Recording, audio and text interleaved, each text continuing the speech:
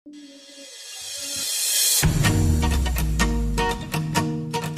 langsung ya kita coba Bro Eko, isu apa yang kita angkat siang hari ini Bro Eko terkait jangan salah arah kita hari ini? Oh iya, ini saat ini Indonesia ini sedang ada dalam radar ya, dalam radar tentang pelanggaran HAM ini. Tuduhan ini dilontarkan oleh Amerika Serikat. Jadi untuk JSA kali ini kita kasih judul tuduhan Amerika itu mitos atau fakta ya. Jadi ini ada laporan yang dirilis oleh Country Report ya on Human Rights Practice ini tentang di Indonesia bahwa di sana dituliskan oleh Biro Demokrasi dan HAM dan Tenaga Kerja ini meliputi tentang situasi HAM di Indonesia. Jadi di sana dalam executive summary yang setebal 60 halaman itu disampaikan bahwa Indonesia melakukan beberapa pelanggaran, termasuk di dalamnya adalah penggunaan aplikasi Peduli Lindungi. Nah, ini kayaknya ada beberapa hari ini kita disorot oleh Amerika Serikat. Ini gimana Bang Matnur menurut pandangan Bang Matnur? Ya, jadi reportnya adalah report tentang HAM ya, dibuat oleh Biro Pengawas dari Hak Asasi Manusia. Dan buat teman-teman ketahui, report ini adalah report yang setiap tahun ada ya. Kita juga menyaksikan ada report tahun 2020 ya, 2019, 18 dan seterusnya gitu. Ini biasa ya, pemerintah Amerika itu merilis pandangan pemerintah Amerika melihat situasi hak asasi manusia di berbagai negara. Jadi ini tidak hanya berlaku di Indonesia, ini berlaku di hampir di 200 negara di dunia, itu ada report tentang pelanggaran HAM-nya ya. Nah, yang menariknya adalah di report 2021 yang dirilis ya pada April pertengahan kemarin 2022 itu menunjukkan sikap posisi Amerika yang sudah berbeda dibandingkan dengan tahun sebelum-sebelumnya. Jadi kalau kita lihat report tersebut ya, ini saya sudah mendownload ya, saya sudah baca report 2021 dan juga saya baca juga report sebelumnya 2020, 2019. Setidaknya kejadian-kejadian yang cukup fatal ya, yang tanda kutip mengganggu Indonesia kalau ini diungkapkan, seperti kasus pembunuhan 6 orang laskar FPI misalkan ya kan. Ini kan kejadiannya tahun 2020 ya. Ya, tetapi dia direpotkan itu di report tahun 2020 tidak ada tentang FPI. Ya, direpotkan tahun 2021 ini ya. Jadi saya kira ini ada tone yang cukup menarik ya, perubahan tone yang cukup menarik dari pemerintahan Amerika terkait pemerintahan Indonesia. Jadi kalau boleh kita analisis apa sih sebetulnya motif apa di balik tuduhan Amerika ini jauh menarik ya, jauh lebih menarik kalau kita diskusikan, Bro Eko. Ya. Jadi ini permasalahannya kan kita menjelang G20 dan sebagainya gitu ya. Mungkin interaksi ini kita menjelang akan menjadi gesekan, dan respon dari pemerintah pun dari berbagai kalangan ya, dari kementerian, dari DPR itu bermunculan. Tapi ini bagi Indonesia sendiri ini apakah akan berpengaruh besar atau tidak? Jadi saya kira gini ya, sebelum kita bicara implikasi, kita baca dulu fenomenanya. Ini fenomena ini apa sih sebetulnya ya? Jadi ada laporan yang sama, tetapi di tahun ini itu suaranya jauh lebih keras dibandingkan tahun 2020 dan 2019 ya. Nah, saya kira kita perlu membaca bahwa pemerintah Amerika itu mulai menyatakan ketidaksukaannya ya terhadap aktivitas yang dilakukan oleh pemerintah Indonesia. Ya, contoh misalkan ya, kalau ini boleh mengkaitkan antara connecting the dot gitu ya. Pertama, Presiden Jokowi mengundang Vladimir Putin, ya Presiden Rusia untuk menghadiri acara di KTT G20 yang berlangsung di Bali rencananya. Negara-negara Barat menyatakan ketidaksetujuannya, ya. Perdana Menteri Australia bersuara sangat kencang sekali ya. Blok Barat itu tidak suka. Tetapi Indonesia tetap menyatakan kami akan mengundang Presiden Rusia. Karena ini adalah pertemuan besar dan Indonesia berharap bisa mendamaikan situasi yang ada. Nah, respon yang sikap tegas seperti itu kemudian disikapi dengan tegas lagi oleh pemerintah Amerika. Misalkan pernyataan dari Menteri Keuangan Amerika, ya Janet Yellen. Dia mengatakan bahwa ada pertemuan tingkat tinggi di bidang keuangan 20 April nanti di Indonesia yang menghadirkan seluruh Menteri Keuangan dan Gubernur Bank Sentral di anggota G20, dan Menteri Keuangan Janet Yellen menyatakan tidak akan hadir ya tanggal 20 nanti. Dan saya kira ini satu narasi yang konsisten juga yang disampaikan oleh pemerintah Amerika terkait pelanggaran HAM ya. Dan buktinya kasus-kasus lama itu dilaporkan kembali ya. Jadi report yang kita terima, yang publik bisa akses di websitenya pemerintahan Amerika ya, government.as itu ya, itu menunjukkan bahwa AS sangat tidak happy dengan apa yang sedang terjadi, khususnya kasus-kasus geopolitik yang terjadi akhir-akhir ini. Dan maunya Amerika adalah Amerika itu mengikuti apa yang menjadi kesepakatan negara Barat, di mana mereka tidak ingin mengundang Vladimir Putin hadir di dalam KTT G20. Nah, itulah yang kemudian kenapa narasi ini kemudian menjadi sangat negatif ya, bahwa Indonesia ini dinyatakan banyak sekali pelanggaran hak asasi manusia. Nah, kita mungkin akan bedah satu-satu ya, diantaranya yang report-report yang kita pelajari kan tidak hanya seperti biasa kasus mengenai pembunuhan di Papua misalkan ya, tetapi muncul misalkan kasus pelanggaran HAM dengan aplikasi Peduli Lindungi misalkan.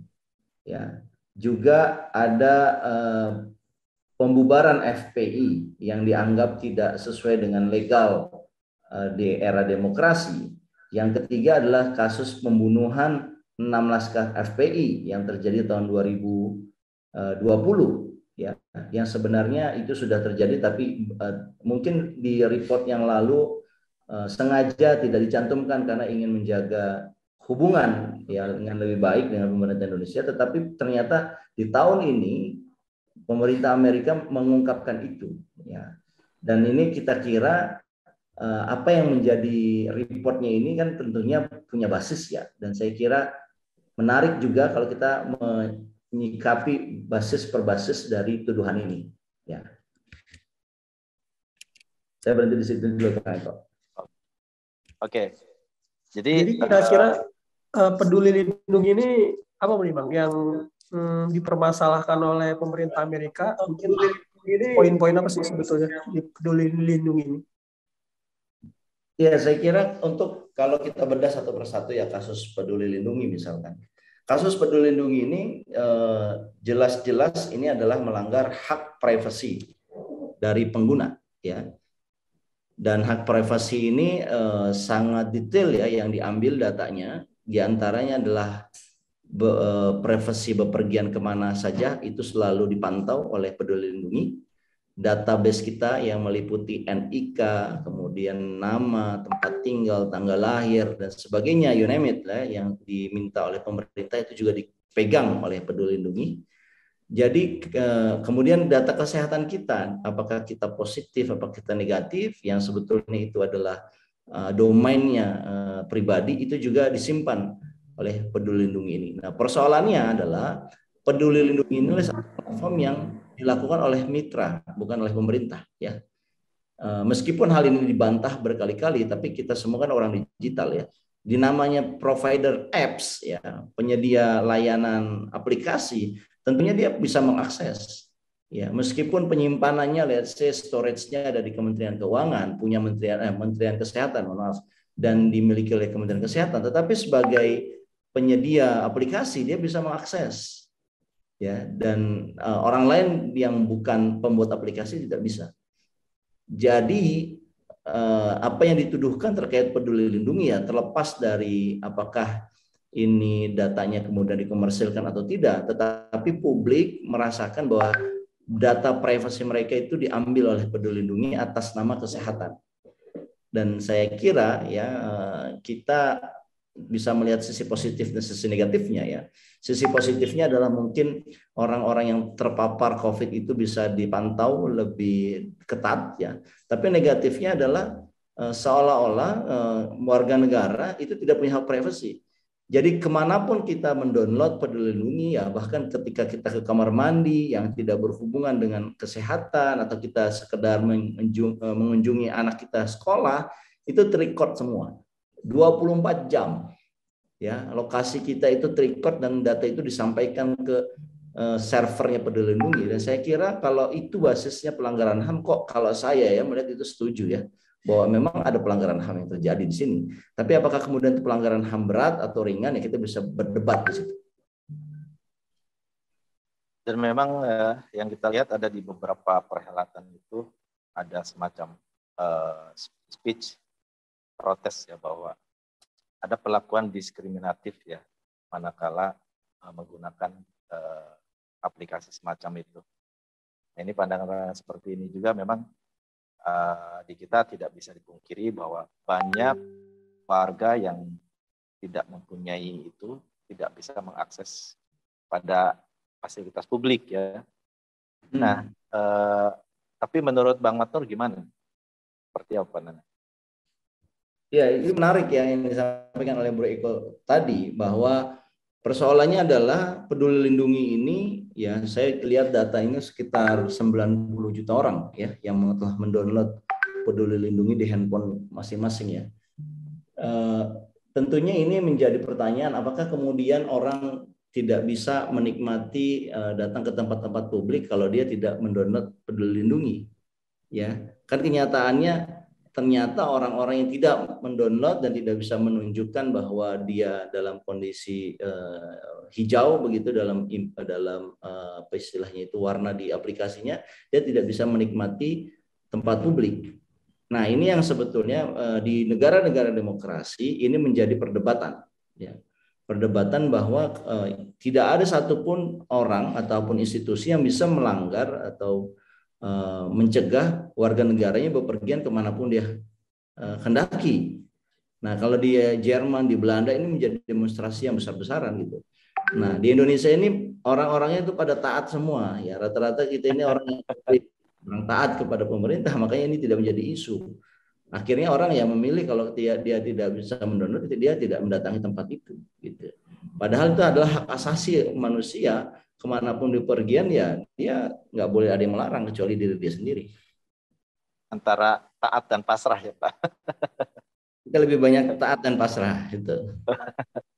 Ya, artinya kan akses publik itu bukan hanya dari apa istilahnya bepergian, itu mungkin akses ekonomi nih yang dikhawatirkan ya. Artinya kita bisa menghalangi masyarakat untuk melakukan kegiatan ekonomi gitu.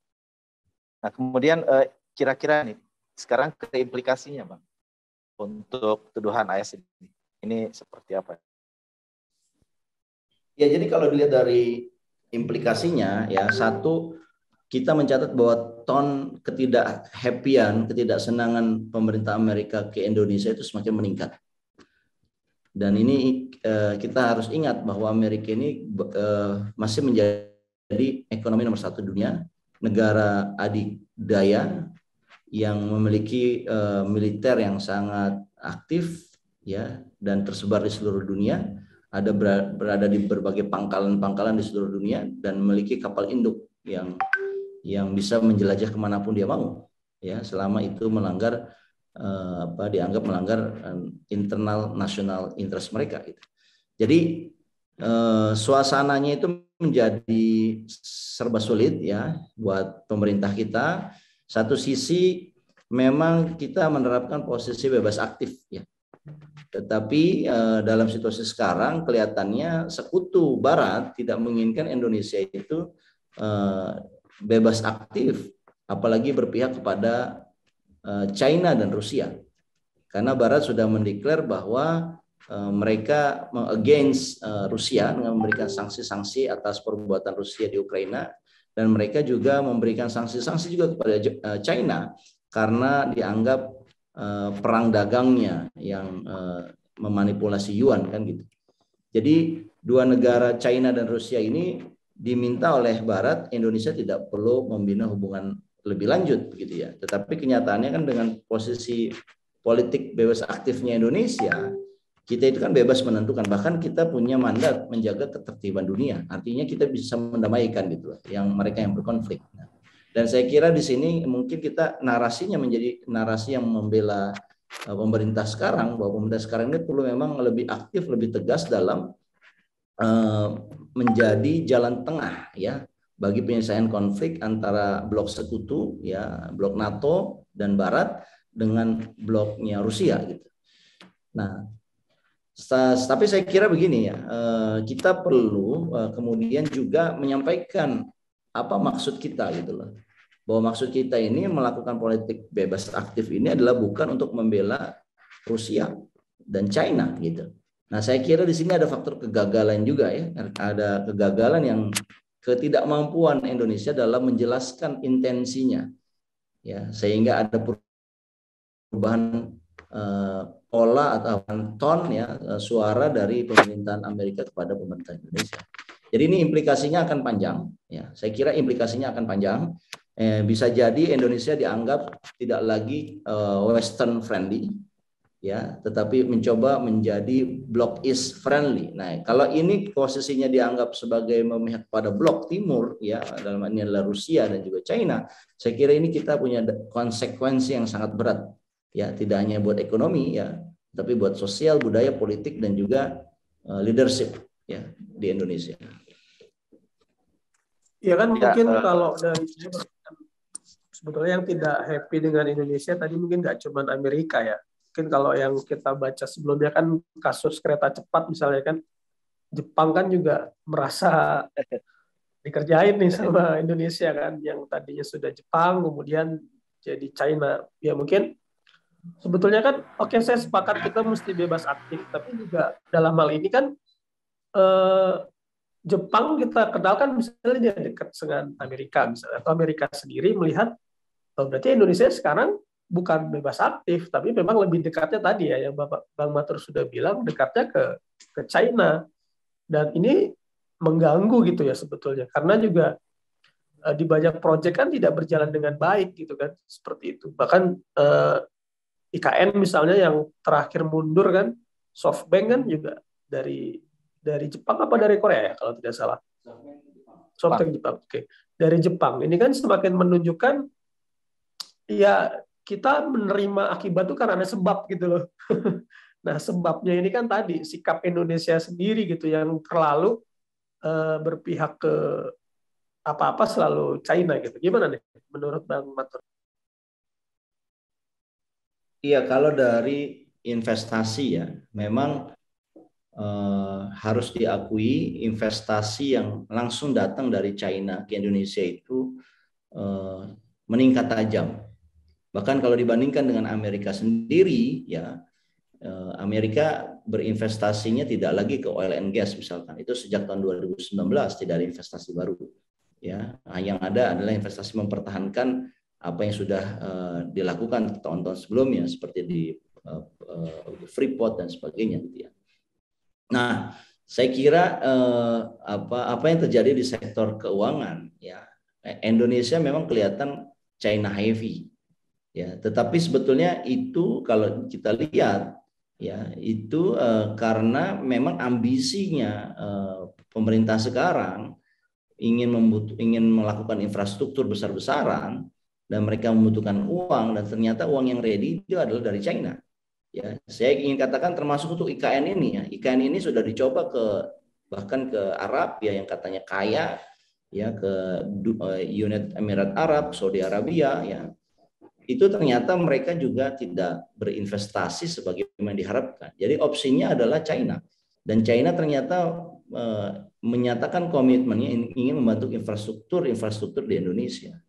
Nah, saya kira dengan dasar itu Indonesia itu sudah sudah mulai ya dilihat oleh Barat sebagai negara yang tergantung kepada China. Tapi tunggu dulu ya, apakah ini intensinya Indonesia atau ini sebetulnya karena faktor keuangan Amerika dan Barat sendiri ya yang sedang krisis gitu loh. Nah, saya ingin sampaikan di sini bahwa kalau dalam posisi Indonesia ya, posisi Indonesia sebagai negara yang punya sovereignty, punya kedaulatan, di sini posisinya menjadi clear ya bahwa Indonesia punya national interest dan nasional mengundang semua negara untuk terlibat dalam national interest-nya dia, dalam hal ini adalah infrastruktur ya. Dan kemudian Indonesia mendapatkan sambutan dari China ya, itu kemudian tidak bisa dipersalahkan Indonesianya karena ini kan terbuka opsinya gitu. Nah, tetapi kalau misalkan ternyata ya, kalau kita lihat investasi China itu ya didukung oleh korupsi ya, didukung juga oleh kedaulatan Indonesia menjadi berkurang. Nah, ini yang kemudian menjadi isu nasional kan, bahwa China ini ternyata bawa uang itu tidak hanya uangnya saja, dia juga bawa tenaga kerja asing, bawa teknologi yang kemudian kita suatu saat akan bayar gitu loh, dengan jumlah yang ternyata yang katanya lebih murah ternyata lebih mahal. Nah, di sini kan berarti ada narasi kebohongan publik ya yang disampaikan ya bahwa China ini lebih menguntungkan, China ini lebih murah, ternyata yang kita saksikan untuk kasus kereta api cepat misalkan, ini investasi dari China dan katanya Presiden Xi Jinping sendiri yang akan meresmikannya, tetapi malah kita pakai APBN yang harusnya dijanjikan bisnis to bisnis, tidak pakai APBN gitu. Nah, di sini muncullah kebohongan publik yang saya kira masyarakat ya kita semua berhak menuntut. Katanya nggak perlu ada dana rakyat di situ, ternyata pakai dana rakyat. Disinilah yang kemudian menjadi complicated persoalannya. Satu sisi tadi kita bicara politik bebas aktif, kita memang pengen menjadi negara yang aktif menjaga ketertiban dunia tanpa terlibat dalam konflik barat ataupun konflik timur. Tapi satu sisi investasi kita pro kepada timur gitu loh. Karena kita punya ambisi dan kita juga sedikit melakukan kebohongan publik di situ. Nah, saya kira ini problemnya dalam konteks ini saya ngelihat adalah bagaimana cara mengelola negara ya. Problemnya adalah cara mengelola negara yang tidak tepat begitu loh. Dalam hal ini adalah dalam mengejar proyek-proyek infrastrukturnya yang tidak tepat. Ini terkesan sekali memaksakan diri gitu. Nah, tadi ada yang menarik ya, bahwa ada semacam sendatan atau kegagalan komunikasi ya. Karena Indonesia kan sejak dulu memang sudah punya prinsip dan itu tertuang dalam konstitusi ya. Makanya Indonesia berada dalam non-blok ya. Kemudian ini juga sudah jelas bahwa Indonesia harus bisa menjaga perdamaian dunia secara ini harus bisa secara bebas dan aktif, tidak memihak, tapi orientasinya adalah untuk bisa menjaga perdamaian dan mendamaikan. Nah, di sini tentunya hal tersebut jadi ternodai karena ada intensi ya. Memang ada intensi hubungan bilateral antara Indonesia dengan China dan yang lainnya yang kebetulan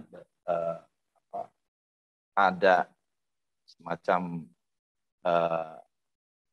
pertentangan ya dengan Amerika, dengan Barat.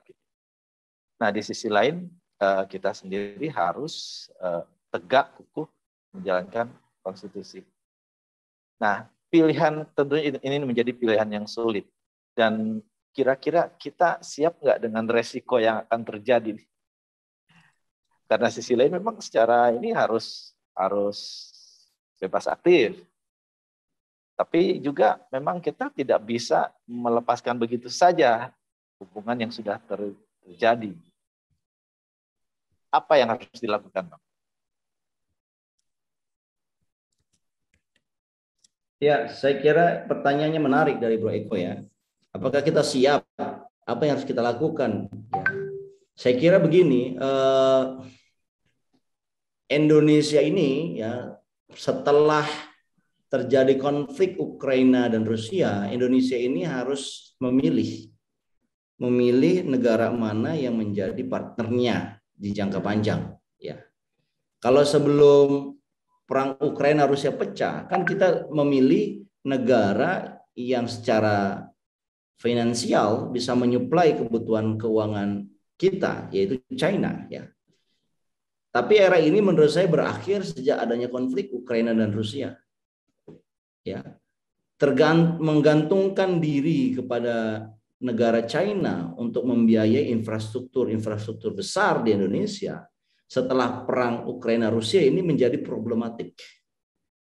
Ya, kalau saya boleh sarankan ya sebagai ahli kebijakan publik, saya sarankan kepada pemerintah untuk mempending, menghentikan atau menunda seluruh proyek-proyek yang terkait pendanaannya melalui China. Gimana pun juga ini mengganggu hubungan dengan negara-negara lain ya, terutama dengan negara barat. Mari kita sepakati atau kita lihat, kita review dulu national interest kita di jangka panjang ini apa.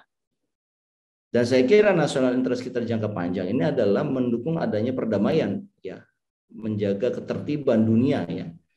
Karena kalau dengan perdamaian ketertiban dunia itu kita bisa melakukan hubungan dagang dengan lebih baik ya. Tapi posisi kita ini kan kelihatannya kita sulit ya untuk mengatakan tidak kepada China sekarang. Ya, saya kira sih sebetulnya sudah benar narasi bebas aktifnya dengan mengundang seluruh pimpinan G20 datang ke Indonesia, karena dengan pertemuan itu bisa memunculkan satu apa istilahnya, bukan ketegangan ya, tetapi untuk mereda ketegangan. Tetapi dalam satu sisi Indonesia harus berani mengatakan bahwa seluruh proyek-proyek kita dengan China ya ataupun terkait dengan Rusia itu harus kita hold dulu. Ya, termasuk proyek IKN ini yang katanya Luhut dengan bangga ya, Menteri Koordinasi Menko Maritim dan Investasi dengan bangga pemerintah Cina siap membiayai IKN. Nah, persoalannya mau nggak pemerintahan kita itu untuk menunda karena dananya dari China, dan kita nggak mungkin lah ketika dana China ini masuk kemudian kita tidak melindungi kepentingan China di konteks global, ya kan? Pasti kan kita akan terlibat dalam membela China di ranah global gitu kan. Nah, ini yang kemudian harus kita timbang betul apa national interest kita. Persoalannya kan Indonesia ini ya dengan segala keanehan ya, keunikan dari tingkah laku pejabatnya, ketika dia sudah punya hubungan bisnis dengan salah satu negara, ini kan juga ada buntutannya gitu loh. Ya, saya enggak mengatakan akan ada korupsi, tetapi ini ada buntutannya sehingga untuk melepaskan diri itu jadi sulit gitu. Jadi antara national interest sama personal atau kelompok interest ini jadi blur ya.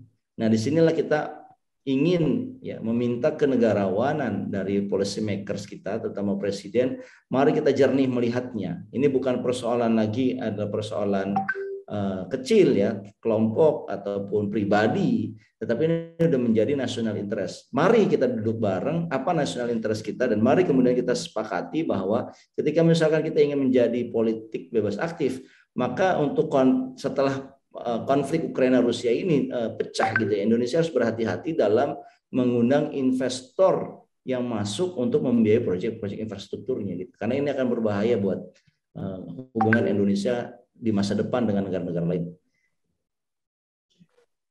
Nah, ini ada yang menarik juga nih Bang, bahwa Kementerian Luar Negeri kan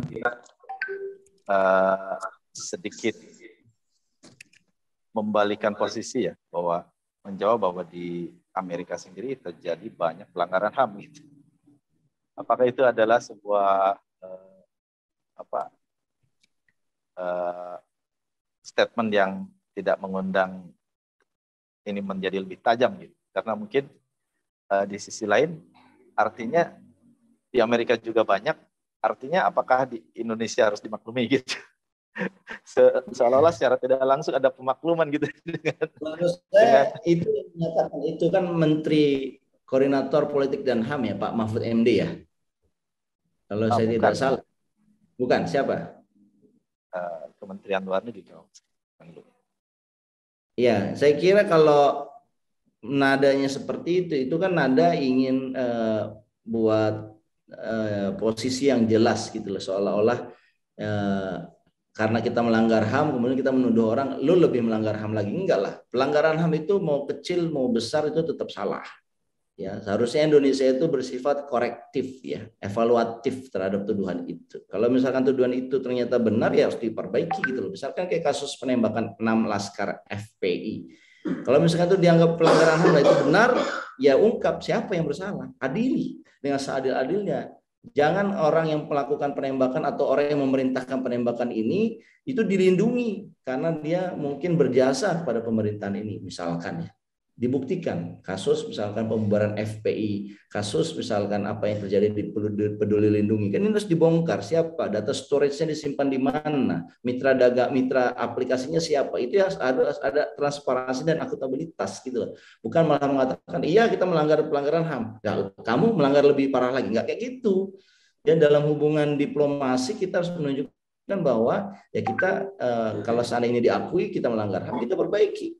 Ya, kita jangan sampai dituduh negara yang tidak melindungi hak asasi manusia. Gitu. Ya kalau masalah Laskar FPI ya, itu kan sudah ada ini Bang ya, sudah ada keputusan pengadilan ya yang membebaskan para polisi ini yang dari tuduhan membunuh Laskar FPI.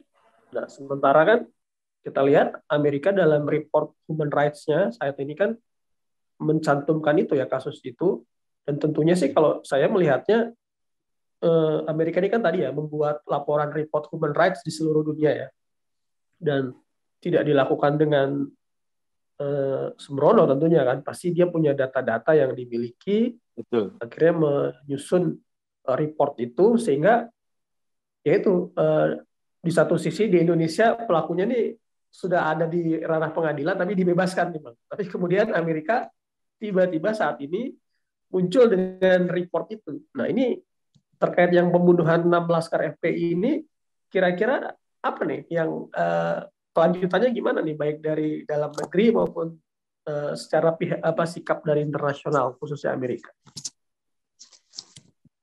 Ya saya kira kalau terkait dengan pembunuhan 6 orang laskar FPI ya, Komnas HAM kan sudah menyatakan bahwa ini adalah unlawful killing ya, pembunuhan yang tidak ada dasarnya. Ini adalah pembunuhan yang melanggar hak asasi manusia kan begitu. Ya Indonesia harusnya menggunakan instrumen Komnas HAM itu dengan sebaiknya, dan saya kira kalau ini pelanggaran HAM maka yang saat ini kita saksikan di publik kan kita belum mendapatkan informasi yang memadai bagaimana kok bisa sampai saat ini pelakunya ataupun orang yang memerintahkannya itu kan masih berkeliaran begitu ya. Apalagi tadi Mustafa bilang sudah dianggap tidak bersalah secara pengadilan. Ya, saya kira mungkin karena pengacara atau jaksa yang menuntut itu tidak memberikan bukti-bukti yang cukup kuat, makanya hakim berpikir begitu ya. Saya pikir ini harus dibuka kembali ya, satu badan independen, yang kemudian badan independen inilah yang kemudian membuka kepada publik sebetulnya siapa pelaku atau dalang dari pembunuhan unlawful killing ini gitu ya. Nah, laporan dari Amerika ini harusnya sebagai satu cambuk gitu loh, bahwa memang ya Indonesia ini under surveillance pengawasan dari banyak negara gitu loh. Jadi apa yang kita lakukan ini juga didengar oleh negara lain, dan saya kira ini kita cukup malu hati ya. Kenapa sih hanya kasus 6 orang ya, kok sulit banget untuk mengungkapkannya begitu loh. Padahal kita ini kan pengen punya aparat penegak hukum yang betul-betul melindungi warga negaranya, yang bukan sekedar istilahnya mempertontonkan kekerasan gitu, apalagi menyalahgunakan kewenangannya sebagai aparat untuk membunuh orang tanpa dasar hukumnya gitu. Nah, saya kira ini menjadi satu saran ya, bahwa ini harus diusut dengan sebenar-benarnya. Saya tidak tahu apakah bisa di pemerintahan Pak Jokowi ini diusut setuntas-tuntasnya, atau jangan-jangan kita harus menunggu ya di pemerintahan yang akan datang nanti. Itu pun dengan catatan kalau tidak 3 periode ya, kalau tetap 3 periode kita menunggunya lebih lama lagi begitu ya, karena ini pasti akan tetap dilindungi ya oleh penguasa yang ada sekarang. Oke, baik. Gimana mereka? Sudah cukup banyak yang kita ulas terkait laporan HAM Amerika ini? Ya, kayaknya ini kalau digali pasti makin dalam ya, makin nggak ada ujung. Tapi menarik sekali gitu ya. Oh, iya, untuk digali. Ya, kayaknya untuk saat ini sudah cukup ya. Jangan lupa pemirsa untuk like, comment, share, dan subscribe. Klik bel notifikasi untuk mendapatkan informasi update berikutnya. Oke. Silakan Bang Mus. Ya, saya pikir pembahasan kita cukup ya untuk masalah report nih Bang ya, Human Rights dari Amerika ini terkait beberapa kasus-kasus yang terjadi. Ya, semoga data-data yang ada ini bisa disikapi dengan baik oleh pemerintah Indonesia, tentunya bukan dengan mengeluarkan perkataan-perkataan yang justru tidak bijak ya dalam hubungan internasional. Apalagi misalnya tadi dengan Amerika misalnya yang memberikan laporan, justru harusnya kita berterima kasih kan atas itu menjadi cermin gitu loh kan untuk bangsa kita. Jangan dengan istilah buruk muka cermin dibelah gitu ya. Jadi kita yang buruk tapi malah si cermin orang malah kita mereject gitu kan, menolak cerminnya dibelah gitu. Saya pikir itu Bang ya untuk diskusi kita jangan salah arah hari ini. Mungkin ada sedikit kata penutup dari Bang Matnur, saya persilakan. Ya, saya kira tuduhan Amerika terkait Indonesia melakukan pelanggaran HAM ya, apalagi dilihat dari data-datanya ya, itu data-datanya adalah satu fakta ya, bahwa kemudian apakah pelanggaran HAM itu bisa dikategorikan berat atau ringan ya, tergantung ya. Kalau kasus penembakan Laskar FPI saya kira itu termasuk pelanggaran HAM berat. Kemudian sebagai negara yang besar harusnya Indonesia itu menyikapi laporan ini dengan wisdom, dengan bijak ya, bukan dengan cara tadi itu buruk muka cermin dibelah gitu lah. Seolah-olah benar kita melanggar HAM, tetapi kita menuduh Amerika juga melanggar lebih parah lagi, yaitu namanya kita tidak belajar dari satu kesalahan. Saya kira ini bahan yang bagus untuk kita evaluasi diri, dan satu sisi juga kita melihat bahwa ini ada tone ya, ada suara, ada voice yang berubah dari pemerintahan Amerika melihat pemerintahan Indonesia yang mungkin report yang sama di tahun 2020 2019 itu tidak sebunyi ini, tapi sekarang ini bunyinya kuat sekali. Ini menurut saya ini mengindikasikan bahwa pemerintah Indonesia tidak happy dengan kebijakan-kebijakan politik geopolitik yang dilakukan oleh Indonesia, terutama terkait dengan perang Rusia dan Ukraina dan KTT G20. Nah, ketidakhappyan ini bisa berkembang lebih lanjut manakala memang ternyata Indonesia lebih memihak kepada kubunya China dan juga Rusia. Kenapa? Karena Indonesia membutuhkan dana dari China untuk membiayai infrastruktur. Nah, manakala itu terjadi, saya kira pemerintahan ini harus waspada karena tentunya Indonesia ini negara besar, ya letaknya strategis. Indonesia tidak boleh masuk ke kubu manapun dalam konflik ini, karena konflik ini kelihatannya akan panjang dan akan merugikan banyak pihak begitu ya. Nah, kalau Indonesia menjadi sekutu dari salah satu kubu, tentunya kubu yang lain akan berpikir bagaimana membuat Indonesia semakin tersudut begitu, dan ini tidak baik buat national interest kita. Saya kira pemerintah Indonesia melalui Pak Jokowi ini harus betul-betul apa national interest kita setelah konflik Ukraina Rusia ini, dan kemudian kita memutuskan untuk menerima konsekuensinya. Kalau kita memilih bebas aktif, konsekuensinya berarti adalah kita juga menunda ya proyek-proyek infrastruktur yang akan dibiayai oleh China. Tapi manakala kita tetap ngotot ya, berarti kita akan dinilai oleh kubu yang lain kita sudah pro kepada salah satu kubu, yaitu kubunya China dan Rusia, dan itu sangat tidak menguntungkan buat national interest kita. Saya kira itu penutup dari saya, Bro. Terima kasih.